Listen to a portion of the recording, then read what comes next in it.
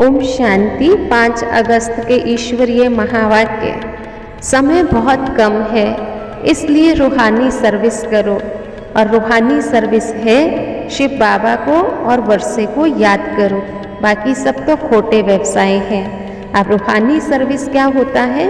हर एक आत्मा को राहत दिलाना, दुखों से निजात दिलाना, यह है रूहानी सर्विस। और वो तभी पॉसिबल हो सकती है जब उनको रूहानी पिता, परम पिता परमात्मा की सत्य पहचान मिले।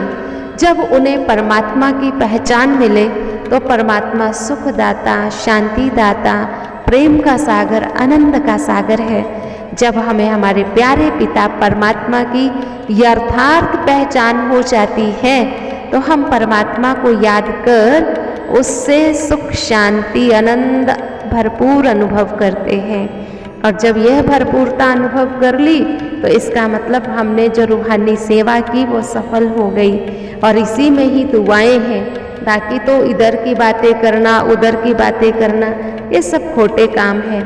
तो शिव बाबा को याद करने और कराने का व्यवसाय हम सबको करना है। एक और उत्कंठा हम सब में होनी चाहिए। वो क्या है कि जो आत्माएं बिगड़ चुकी उनको सुधारे कैसे। बिगड़े हुए से मतलब है जैसे किसी के अंदर नशे की लत होती है, किसी के अंदर किसी को दुख देने के कड़े संस्कार होते हैं, किसी के अंदर खुद दुख लेने के संस्कार होते हैं। मतलब किसी न किसी वजह से वह दुखी ही होती रहती हैं और दुख देती रहती हैं। तो ऐसी बिगड़ी हुई आत्माओं को सुधारने की उत्कंठा हमारे सामने होनी चाहिए। हमें उनको सुख का रास्ता बताना चाहिए, सच्चे सच्चे शिव बाबा का परिचय देना चाहिए, ताकि वो दुख देने और दुख लेने की दलदल से बाहर निकले। और बहुत सुंदर आज का गीत, भोलेनाथ से निराला कोई और नहीं, और वो भोलानाथ हमारा प्यारा शिव बाबा है। उसके पश्चात ओम शांति का अर्थ बाबा ने समझाया। हम सब ब्राह्मण भाई बहनें जब आपस में मिलते हैं तो एक दूसरे को बड़े प्यार से कहते हैं ओम शांति। ओम शांति का मतलब होता है मैं शांत स्वरूप आत्मा हूँ। और दूसरे वाला कहता है मैं भी शांत स्वरूप आत्मा हूँ, शांति मेरा स्वधर्म है, शांति दाता मेरा पिता है, शांति धाम मेरा घर है।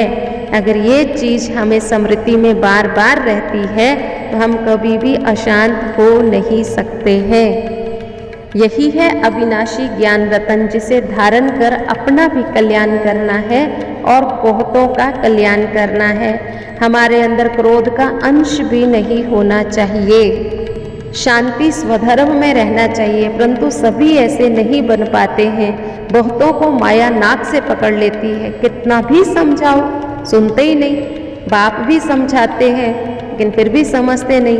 शायद उनको टाइम लगेगा, लेकिन हमें सर्विस का शौक होना चाहिए। हमें हमेशा सबकी सेवा करनी चाहिए और खुद भी दूसरों की सेवा में हाजिर रहना चाहिए, अंदर आना चाहिए। हम सबका कल्याण करें, अपना भी कल्याण करें। बाबा बहुत सहज तरीके बताता है। बाबा को तो कहा ही जाता है रहम दिल, ब्लिसफुल। तो बच्चों को भी बाप समान रहम दिल, ब्लिसफुल बनना है। बाबा का तो यही कहना है कि अगर अपनी जीवन बनानी है तो सर्विस में व्यस्त हो जाओ, उसी में ही दुआएं मिलती रहेंगी। आज का वरदान, देह अभिमान के अंश मात्र की भी बलि चढ़ाने वाले महाबलवान भव। सबसे बड़ी कमजोरी है देह अभिमान। देह अभिमान का सूक्ष्म वंश बहुत कड़ा है। देह अभिमान की बलि चढ़ाना अर्थात अंश और वंश सहित समर्पित होना, ऐसे बलि चढ़ने वाले महाबलवान बनते हैं। यदि देह अभिमान का कोई भी अंश छिपाकर रख लिया, अभिमान को ही स्वमान समझ लिया, तो उसमें अलग काल की विजय भले दिखाई देगी, लेकिन बहुत काल की हार समाई हुई है।